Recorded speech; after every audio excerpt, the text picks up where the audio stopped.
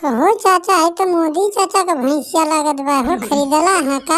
हाँ भैया, मोदी भैया के यह भैंसिया हम खरीदनी ना 75,000 रुपया में 10 लीटर दूध बा। 1 रुपया कम नहीं करत रहना कनी। अरे भैया तनी मनी कम कर ला का मर्दवा गाँव का हो के ऐसा ना महंगा देत बाटा। तो मोदी भैया कहत बाटा कि जा अगर तोहके कहीं मिलत होखे ऐसे कम में तो जाके ले ला भैया। तनी दा भैया, अब का करे के होई, खरीद ही के पड़ी। अरे भैया, ई तो भैंसिया तू सस्ता में पा गईला। 1000 खरीदे 1 लाख रुपया मांगत बाटे एक भैंसिया का। सही कहत बाटा भैया, बड़ी महंग महंग भैंस बिकात बाटी। हमारे गौवा में एक जाने खरीदना खुदे 1 लाख के। कहो भैया, वो दूधवा का लीटर देले? अरे भैया, दूध तो 25 लीटर देले, तनी मनी नाही दूध देले। लागत है भैया हमके मोदिया ठग देला मर्दवा। नहीं तो 75,000 का भैंस दे देला हमके। 1 लाख रुपया का ले लेते 25 लीटर दूध देते, कर तो 15 लीटर देत बा। अरे तो दादा, वो भैंसिया जानत बाटा रिश्तेदारी में से आयल बा, इतना कम में। नहीं तो मांगत रहना कुल 1.5-2 लाख रुपया। अरे चाचा, तू टेंशन काहे लेत बाटा? तोहरो भैंसिया उतना दूध दे, खियावा पियावा काहे न दे मर्दवा। नहीं तो तू काहे झंखत बाटा? मर्दवा महंगा नहीं भैंसिया पड़ल बा, ठीक पड़ल बा रेट में। अब का करे के होई भैया, खरीद गए तो महंगा पड़े चाहे सस्ता, खिया के तो पड़बे करी। कहो भैया, भैंसिया का पणवा नहीं लौकत बा हो कतहूं? जय मर दे, नहीं तो तुम बकलोला बाटा का।